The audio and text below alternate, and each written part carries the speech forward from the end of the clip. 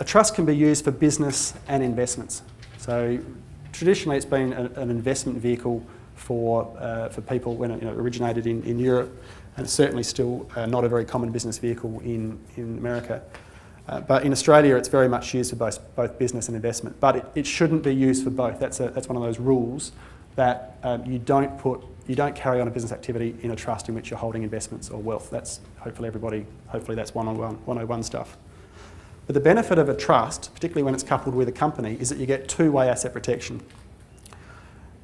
But you need to set it up so that it's not subject to the alter ego attack, which I'm going to go through.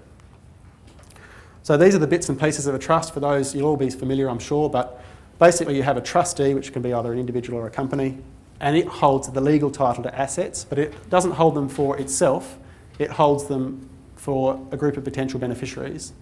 And then you have this concept of the appointor or ultimate control, because that person can change the trustee. Now hopefully everybody's familiar with that. If not, you can stick your hand up and I can go into more detail, but we will talk about these roles and their importance from an asset protection perspective. But I think it's just a good idea to get a refresh on that.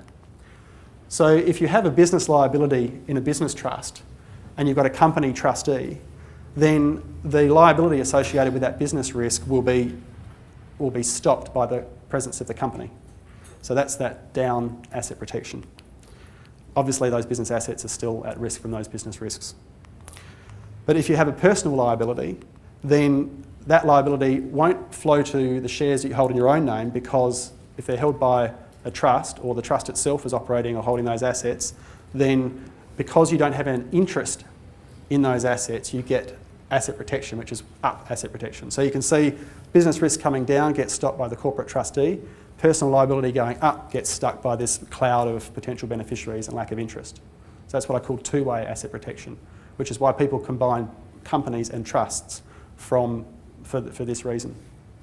But the alter ego attack is basically, I put Justice French up there because he's basically been on a rampage for a little while, and he right to the extent of being the Chief Justice of the High Court, so the highest court in the land, and really developed a principle completely on his own where he said that if you control a trust and you're a potential beneficiary, when you put those two things together, you get a property interest. Now, I read some really interesting papers, and they're good, but they're pretty hard reading, which analyses all the cases, and there's really no basis for that at all. And there's been a lot of discussion about trusts now being useless and they don't work, and that they can be cut through, etc. The good news, having gone through the process of reading all these cases, is I think from a practical perspective is this. The majority of the High Court, excluding Justice French, don't actually subscribe to the view that if you control a trust and you're a potential beneficiary, then you've got a proprietary interest in it. They used other ways to get at assets in trusts. So that's the good news, I think, and that's my view, and I think it's shared by people who've gone into the cases in some detail. But there is a risk of this alter ego, in the sense this trust is a sham. It's just set up but it's really you. So we're going to treat it like you, and we're going to have access to those assets. And because that's a threat, even though I think if you're happy to go to the High Court, you'll probably get up on that not being the case, you may as well deal with it in how you set your trusts up so that you're not the one who gets picked on and taken to the High Court if it's ever needed. All right? So I'm going to talk about what I think you can do. And trusts are still effective and they are still popular. You just look at the tax office statistics on the growth of use of trusts. They still do make sense. So if we take the general principle that the alter ego attack will come from the combination of controlling the trust and being a beneficiary, we first need to look at the most proximate control as the trustee. So who should be the trustee? If you're going to carry on a business, you need to use a company for that downward asset protection or that downward quarantining, which I talked about. And then you need to think of who are the people who are going to be the directors and shareholders of that company, or if you've got individual trustees, who are those individuals going to be? And surprise, surprise, my advice is, to the extent possible, the trustees or the controllers of the trustees shouldn't be the at-risk beneficiary, in the sense of the business person or the director of the company, or it should be, at the very least, a spouse. And I'm actually, I'll get to the punchline before the slide. I think there is a role to go back in time to the use of genuinely independent people within trust structures if you have asset protection concerns or you have significant wealth. So obviously you can look among the family, you can look to the children to fulfil these roles, and that ties in with a nice succession argument. But if you have Joe Bloggs, who's the shareholder and director of the company, Joe Bloggs, who's the appointor, and Joe Bloggs is the named beneficiary, your trust will have, won't be affected from asset protection. I'm happy to go out on a limb and say that. So think about who the trustee is a little bit more carefully and peel them apart from the most at-risk person, the sort of what I'm going to call the initiator or the business person. Similar in relation to the position of appointor. So trust is the day-to-day control. The appointor is the ultimate control because they can change the trustee who has day-to-day control. Ideally, you don't have one person in that role. First of all, if they die, there's issues about who's going to be ultimate control during the period after their death. But what I'm liking, and I've read a little bit about this and I'm going to go into it a bit more detail, is the role of appointor is what's called a power. I'm not going to go into this trust law stuff and equity and all sort of stuff, but it's a power. It's like a power of attorney. It's a power to do something. And in this case, it's a power to change the trustee. Now, a power can be held for your sole, at your sole discretion. So I'm the appointor, I can do whatever I want. I can appoint whoever I want, and if I appoint someone who runs off with the assets, no problem at all, can't come back to me. Because I don't have what's called a fiduciary obligation. When I exercise that power, I can do whatever I want with it, no matter how stupid. Powers can be held on a fiduciary obligation. So, for example, when your executor exercises the power of appointment over one of your trusts, that executor is a fiduciary in relation to that power. That means that that executor owes somebody some consideration when exercising the power of appointment. So is that clear, that distinction? One person can exercise the power of appointment and choose whoever they want, and if it's a bad decision, no one can come back to them. Another person with exactly the same power is exercising that power in a capacity that means they owe someone a responsibility to think carefully. Now, if you, within setting up your trusts, entrust a power of appointment to somebody with a fiduciary obligation to, perhaps let's call that obligation to look after your family line, not just you, but your children and grandchildren, you've actually changed the nature of that power of appointment from something that is just a bare power that can be used so that I can give all the assets to myself and those assets are as good as my assets, to something that actually has to be exercised with care and for not just your benefit or how you see fit, but actually in the best interests of the family line.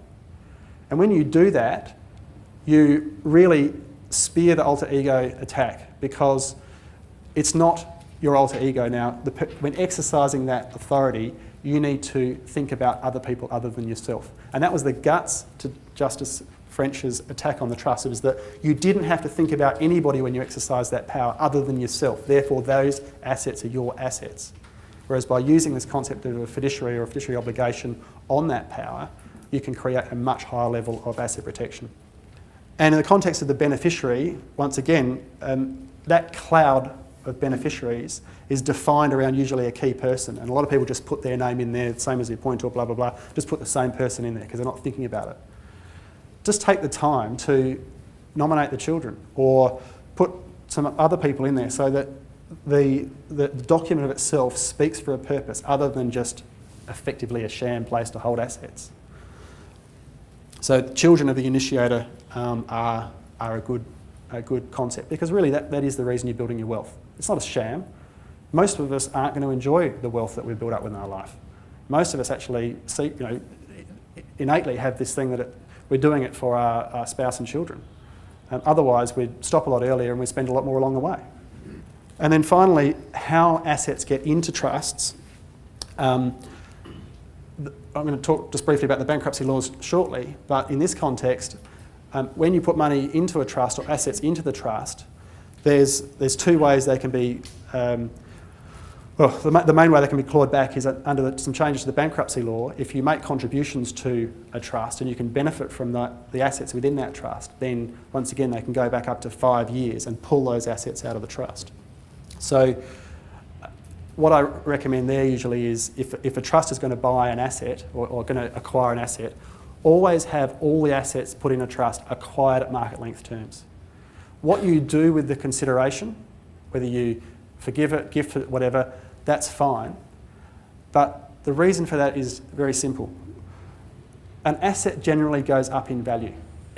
So if you put something in a trust and it goes up in value and the transaction that put it there is flawed, then there is a higher chance that when someone attacks it, they're going to actually pull the whole asset out, including not just its value when it went in, but its value when it comes out. Whereas if it goes in at market value and then you dispose of or give away the right to the proceeds, then the non-arm's length transaction is capped at the value of those proceeds. It might be getting a bit technical, but be aware of how you put assets within trusts and also how those assets are supported. So ultimately, what does it mean? It means back to the old school. When trusts were first used as a asset protection and a wealth vehicle, it was very, very common to use professional trustees and consider the embedding within these powers of appointment and distributorships, etc., this concept of a fiduciary obligation. So, use trusts to hold wealth, use trusts in conjunction with companies to carry on businesses, set them up correctly and avoid the alter ego attack, and keep them up to date. There's no free lunch. And the issues that I've been talking about as far as these cases are continually evolving, and your trusts and the way you deal with powers of appointeeships and these sort of things have to evolve with it if you want to actually continue to get those benefits. So talk about this sort of nutty issue where we've got up and down asset protection with trusts and companies. That's all fine, but what about the assets within our businesses? So business risks and businesses are lumped in together, and at the moment, the slides I've shown you, every time something happens in a business, it blows up the business assets. So how do we deal with that?